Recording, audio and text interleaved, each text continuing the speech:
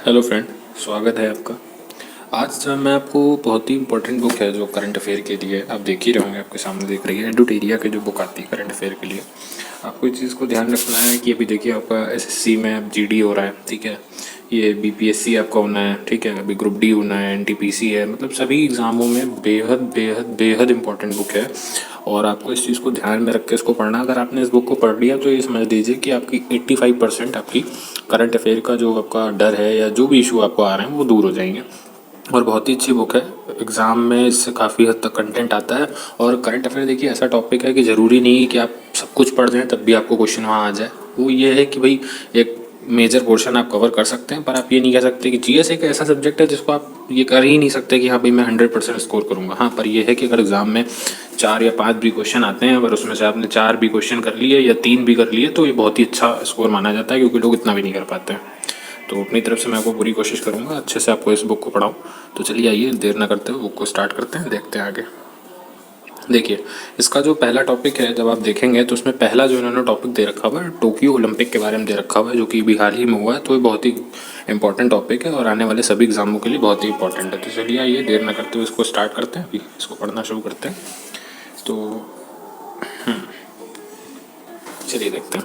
23 जुलाई से 8 अगस्त 2021 के मध्य में टोक्यो ओलंपिक जो हुआ, और उसका ये 32वां ग्रीष्मकालीन ओलंपिक का ये संस्करण था। आपको इस चीज़ को याद रखना है। क्वेश्चन डायरेक्ट आपसे ये पूछ सकता है कि 32वां ग्रीष्मकालीन ओलंपिक जो था, ठीक, ये इस बार वाला जो हुआ। अब आ जाइए, सबसे इम्पोर्टेंट देखिए, शुभांकर इन्होंने दे रखा हुआ है। तो शुभांकर आपका क्या हो जाएगा? मिराई तोबा। इस बार का जो ओलंपिक हुआ उसका शुभांकर क्या था? मिराई तोबा। देखिए यहाँ पे लिखा हुआ है, कोविड-19 महामारी के दौरान पूरे दुनिया में एकजुटता दिखाने के लिए ओलंपिक के आदर्श वाक्य फास्टर, हायर, स्ट्रॉन्गर को बदलकर फास्टर, हायर, स्ट्रॉन्गर और टुगेदर इसको संशोधित किया गया। तो बस आप एक चीज़ याद रखिए कि फास्टर, हायर, स्ट्रॉन्गर की जगह पे टुगेदर और एक वर्ड को उसमें जोड़ दिया गया। ये चीज़ आपको ध्यान में रखनी है, ठीक है। और ये आगे देखते हैं। इस बात का लैटिन संस्करण जो था उसको क्या कहा गया? ये बहुत ही इंपॉर्टेंट नहीं है तो उसको मैं नहीं आपको बता रहा हूँ। आप नेक्स्ट पॉइंट देखिए, जो मुख्य विषय है, हाँ इसको आप याद रखिए, एग्जाम में डायरेक्ट आपसे पूछ सकता है। मुख्य विषय क्या था? United bye emotion. ये चीज़ आपको याद रखना है। 206 देशों ने इसमें, समझ लीजिए, इसमें पार्टिसिपेट किया।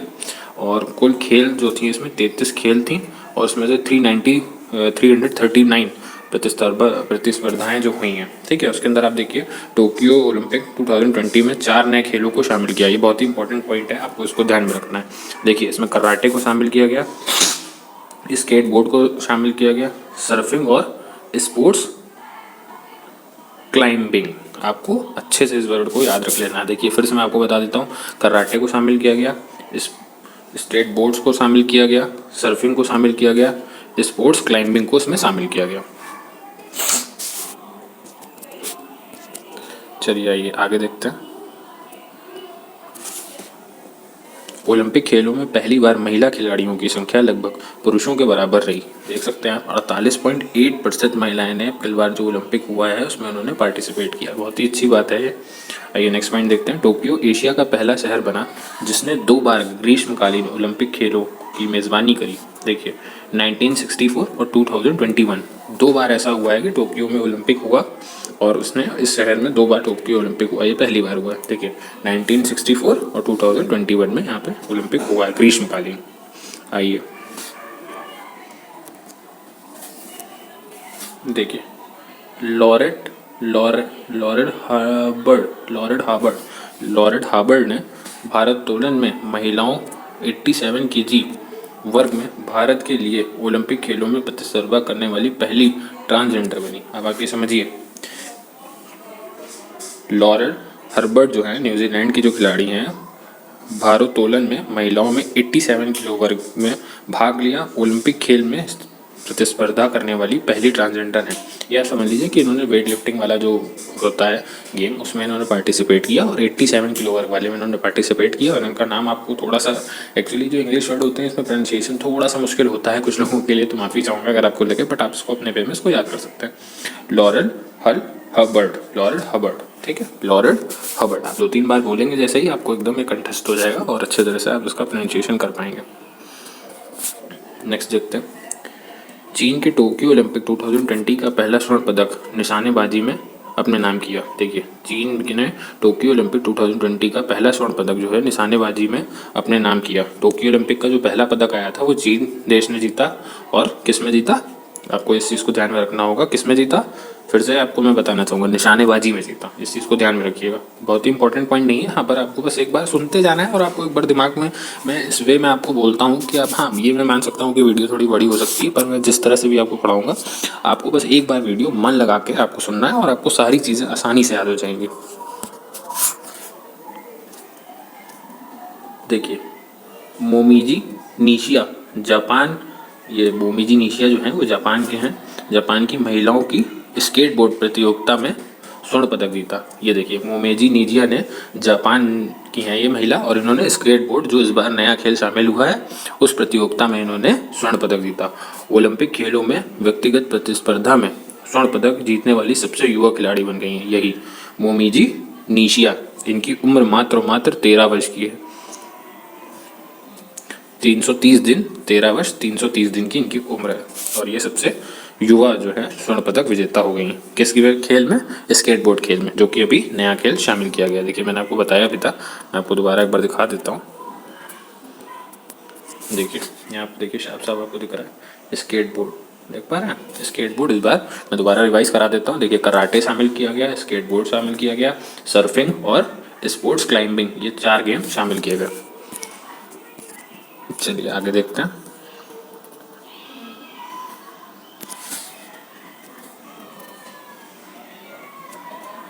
बरमूडा एवं फिलीपींस ने ओलंपिक खेलों में अपना पहला पदक जीता। ठीक है, बरमूडा और फिलीपींस ने ओलंपिक खेलों में अपना पहला पदक जीता। आ जाइए, हम लोग अपने प्यारे भारत की बात करते हैं। भारत ने टोक्यो ओलंपिक 2020 में 1 स्वर्ण पदक, 2 रजत पदक और 4 कांस्य पदक के सहित कुल 7 पदक जीते, जो कि इस बार भारत का सबसे अच्छा प्रदर्शन रहा। भारत का अब तक सबसे अच्छा सर्वश्रेष्ठ प्रदर्शन रहा। भारत ने पदक तालिका में 48वां स्थान प्राप्त किया। ये क्वेश्चन बहुत ही इंपॉर्टेंट है, आपको ये शायद कोई ना बताए, पर डायरेक्ट क्वेश्चन आपको यहीं से देखने मिल सकता है कि इस बार पदक तालिका में भारत ने कौन सा स्थान प्राप्त किया। तो आपको याद रखना है, 48वां स्थान भारत ने इस बार प्राप्त किया। ठीक है, ओके, चलिए आइए नेक्स्ट देखते हैं। देखिए, टोक्यो ओलंपिक 2020 में भारत ने अब तक का, देखिए यहाँ पे लिखा हुआ है, टोक्यो ओलंपिक 2020 में भारत ने अब तक का सबसे बड़ा जो इनका एथलीट ग्रुप था वो भेजा। 127 लोगों को इन्होंने भेजा, उसमें से 71 जो थे वो पुरुष थे, 56 महिलाएं थीं। भारतीय खिलाड़ियों ने 18 खेलों की 69 प्रतिस्पर्धाओं में भाग लिया। 18 खेलों की मतलब 18 अलग अलग वेरियस टाइप के गेम्स थे, और उनमें जो कंपटीशन हुआ लोगों के बीच में वो 69 जो प्रतिस्पर्धा थी उन्होंने भाग लिया। उद्घाटन समारोह में मार्च पास्ट में भारतीय दल का क्रम जो था 21वां था। ये भी बहुत ही इंपॉर्टेंट है। देखिए, वहाँ पे क्या था कि पदक तालिका में 48वां स्थान मिला था, और जो मार्च पास्ट होता है, जो कोई भी ओपनिंग सेरेमनी, क्लोजिंग सेरेमनी होती है, तो वहाँ पे सब लोग, सारे ही देश अपने अपने देश का झंडा लेके और एक रो बना के पूरे ग्राउंड में चक्कर काटते हैं, उसको कहते हैं मार्च पास्ट। तो उसमें जो भारत का नंबर था वो 21वां नंबर था। इस चीज़ को आपको ध्यान में रखना है। ठीक है, दूसरी बात, उद्घाटन समारोह में ध्वजवाहक जो थे मनप्रीत सिंह थे, जो कि पुरुष टीम के कप्तान है, पुरुष हॉकी टीम के कप्तान है, और दूसरे जो थे SC मैरीकॉम, जो कि मुक्केबाजी में है, जिनको तो कोई इंट्रोडक्शन की ज़रूरत ही नहीं। तो आपको बस दो चीज़ें ध्यान रखनी है। क्या आपको ध्यान रखना है कि जो ध्वजवाहक थे ओलंपिक में, देखिए, पहला मनप्रीत सिंह, दूसरा मैरीकॉम। ठीक है, चलिए आइए नेक्स्ट देखते हैं। समापन समारोह में ध्वजवाहक जो थे बजरंग पुनिया थे।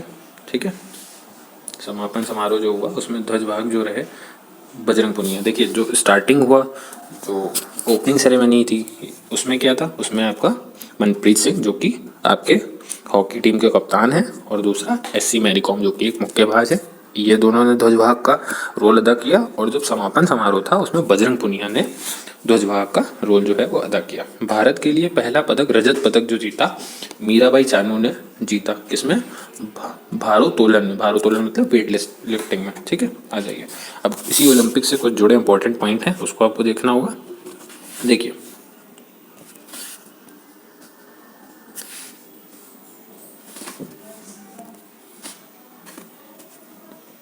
प्रणति नायक दीपा कर्माकर के बाद जिम्नास्टिक प्रतिस्पर्धा में भाग लेने वाली भारत की दूसरी खिलाड़ी बनी। बहुत ही इंपॉर्टेंट बात पॉइंट है, आपको ध्यान रखना है। प्रणति नायक जो थी वो दीपा कर्माकर के बाद जिम्नास्टिक प्रतिस्पर्धा में भाग लेने वाली दूसरी खिलाड़ी बनी। ठीक है। नेत्रा कुमानन नौकायान प्रतियोगिता में भाग लेने वाली भारतीय की पहली महिला खिलाड़ी बनी। ये भी इम्पोर्टेंट है आपको, मतलब टोक्यो ओलंपिक देखिए पूरा टॉपिक ही इम्पोर्टेंट है, पर क्या है कि आपको उसको थोड़ा सा ईजी वे में बहुत प्रेशराइज होकर नहीं पढ़ना है, आपको बस मन में इसको रखते जाना है और आपको जब ऑप्शन दिखेगा तो आप यकीन माने आप कर पाएंगे। तो दो चीज़ें आपको देखना है कि सबसे पहला प्रणति नायक जो है वो जिम्नास्टिक प्रतिस्पर्धा में भाग लेने वाली दूसरी खिलाड़ी बनी और नेत्रा कुमानन नौकायान प्रतियोगिता में भाग लेने वाली भारत की पहली महिला बनी। ठीक है, चलिए आइए नेक्स्ट देखते हैं।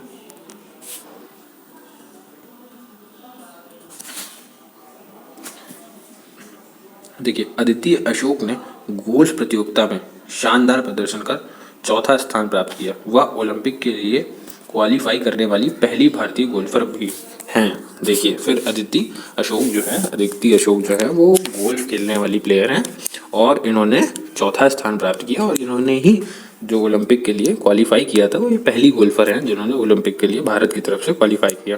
देखिए, भवानी देवी तलवारबाजी में भाग लेने वाली भारत की पहली खिलाड़ी बनी। देखिए, ये भी बहुत इंपॉर्टेंट है। देखिए, आपको ऐड भी आ रही है इसी की, भवानी देवी जी तलवारबाजी की ऐड कर रही हैं, तो ये भी आपको बस ध्यान में रखना है। यही से आपको डायरेक्ट क्वेश्चन आ जाता है कि भाई ये इस ब्रांड का ब्रांड एम्बेसडर कौन है। तो इसी सब चीज़ों को थोड़ा सा आपको करंट अफेयर में ऑब्जर्वेशन भी आपको अपना अच्छा रखना होगा, उसी के रिगार्डिंग आपको क्वेश्चन एग्जाम में पूछे जाते हैं। तो देखिए, अदिति अशोक जो है वो गोल्फ में इन्होंने चौथा स्थान प्राप्त किया और ये ओलंपिक में गोल्फ खेलने वाली पहली भारतीय बनी जिन्होंने क्वालिफाई किया। और दूसरा, भवानी देवी तलवारबाजी में भाग लेने वाली पहली भारतीय खिलाड़ी बनी। चलिए आगे देखते हैं। देखिए, दीपक काबरा टोक्यो ओलंपिक 2022 माफ़ कीजिएगा दोस्तों, नेक्स्ट ईयर आएगा 22, तो 2020 में इन्होंने जिम्नास्टिक पुरुष में जज की भूमिका निभाने वाले पहले भारतीय बने। फिर से आप दोस्तों इनका नाम याद रखिए, दीपक कबारा। इनका क्या नाम है? दीपक कबारा। ये कि जज बने थे जिम्नास्टिक ओलंपिक खेल में। देखिए, पवन सिंह जो है टोक्यो ओलंपिक 2020 में निशानेबाजी में ज्यूरी सदस्य बनने वाले पहले भारतीय बने। देखिए, पवन सिंह जो है जो टोक्यो ओलंपिक हुआ उसमें जो निशानेबाजी वाली प्रतिस्पर्धा थी उसमें ये जूरी मेंबर में शामिल थे। पवन सिन्हा हो गए और यहाँ पे दीपक काबरा जो है ये जज बने थे किसमें? जिम्नास्टिक खेल की प्रतिस्पर्धा में। आपको इस चीज़ को ध्यान में रखना है। तो इसी के रिगार्डिंग आपको एग्जाम में क्वेश्चन पूछे जाते हैं, तो इसी के देखते हुए आपको चलिए ये देखते हैं दोस्तों। टोक्यो ओलंपिक में भारत का प्रदर्शन जो रहा उसके बारे में यहाँ पे कुछ इन्फॉर्मेशन दी गई है। तो चलिए आइए इसको एक एक करके पढ़ना स्टार्ट करते हैं।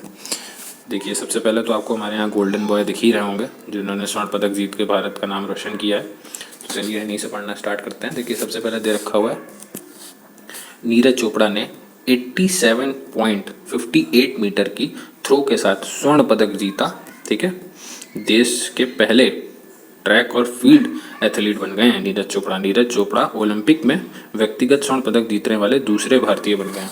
पहले भारतीय कौन थे? अभिनव बिंद्रा थे। सन 2008 में बीजिंग ओलंपिक में इन्होंने जीता था। देखिए, व्यक्तिगत पदक मतलब कि सिंगल प्लेयर वाला जो गेम होता है कि आप सिर्फ खुद ही खेल रहे हैं, आप पूरी टीम लेके साथ नहीं खेल रहे हैं, तो ये व्यक्तिगत स्पर्धा आप इस तरह से समझ सकते हैं। तो आपको ये चीज़ 2 पॉइंट इसमें याद रखने हैं। आपको नीरज चोपड़ा को तो नाम अब आपको बताने की ज़रूरत ही नहीं है। तो सबसे पहले आपको एक पॉइंट ये याद रखना है कि 87.58 इन्होंने मीटर दूर जो भाला फेंका था, और दूसरे जो इनसे पहले और इन्होंने व्यक्तिगत स्पर्धा में जीता, भाला फेंक इनका गेम है, ये आपको याद ही होगा। और इससे पहले जो थे जो व्यक्तिगत स्पर्धा में जीते हैं वो अभिनव बिंद्रा हैं 2008 में जो जीते थे बीजिंग ओलंपिक में। आइए देखते हैं आगे।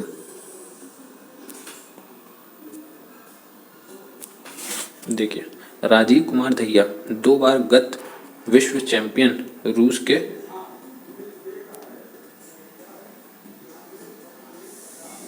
जावुरग्वाउ से 57 किलोग्राम फाइनल हारने के बाद ओलंपिक रजत पदक जीतने वाले दूसरे भारतीय ओलंपिक बन गए। रवि कुमार दहिया जो थे वो रजत पदक जीते थे किसमें? कुश्ती खेल प्रतिस्पर्धा में 57 किलोग्राम की। देखिए, यहाँ पे दे रखा हुआ है भारत की मीराबाई चानू ने टोक्यो ओलंपिक 2020 में ओलंपिक में 49 किलोग्राम वर्ग में भारोत्तोलन भारोत्तोलन में रजत पदक जीता। देखिए मैंने आपको पहले पढ़ा रखा है कि मीराबाई चानू ही थी जिन्होंने पहला पदक इंडिया के लिए जीता था, और वो कौन सा पदक जीता था? रजत पदक जीता था। ठीक है, आइए आगे देखते हैं। देखिए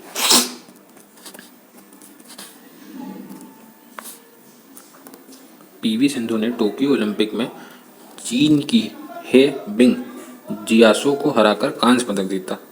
वह 2 व्यक्तिगत ओलंपिक पदक जीतने वाली पहली भारतीय महिला बन गई हैं। पहले भारतीय कौन थे?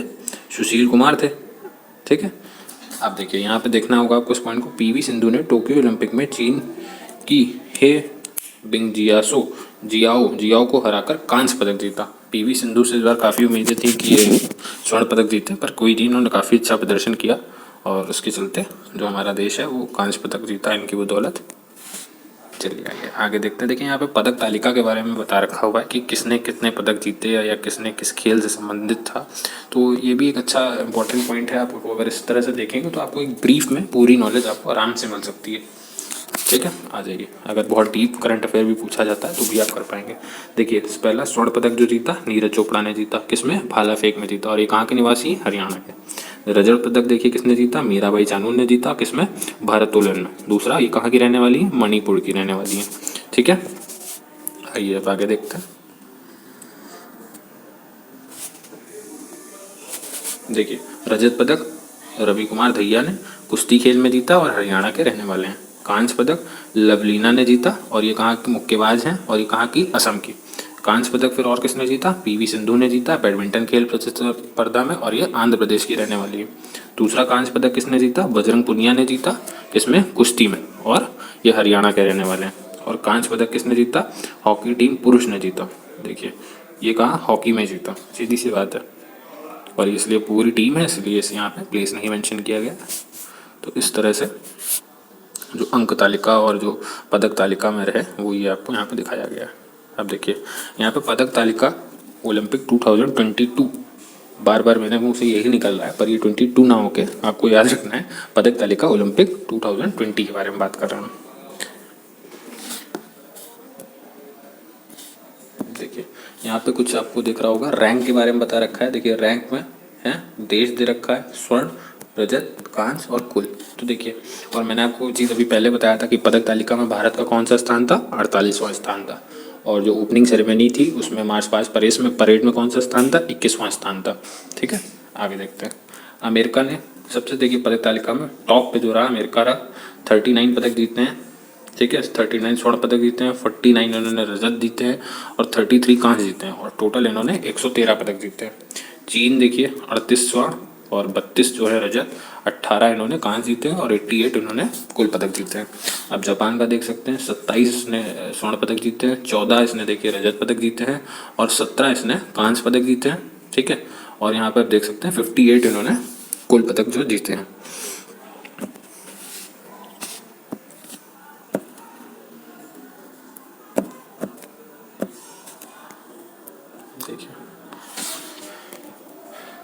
देखिए ग्रेट ब्रिटेन की बात करते हैं तो ग्रेट ब्रिटेन ने जो है 22 पदक जीते हैं स्वर्ण में, 21 रजत जीते हैं, और कांस्य जो 22 जीते हैं, और 56 इन्होंने कुल पदक जीते। देखिए भारत 48वें स्थान पर रहा पदक तालिका में। एक भारत ने स्वर्ण पदक जीता है, 2 रजत जीते हैं, और 4 कांस्य जीतने के साथ साथ 7 पदक कुल भारत ने यहाँ पर जीते हैं। तो आज का ये रहा दोस्तों आपके सामने ओलंपिक के बारे में। आपको जितनी इन्फॉर्मेशन देनी थी मैं दे चुका हूँ, और मैं उम्मीद करता हूँ आपको हमारी वीडियो पसंद आई होगी। अगर पसंद आए तो please like and share and subscribe.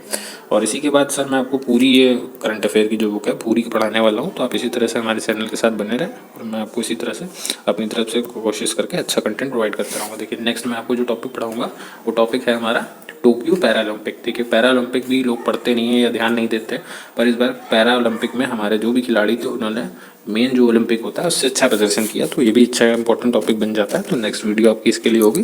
बाकी आज के लिए थैंक यू सो मच।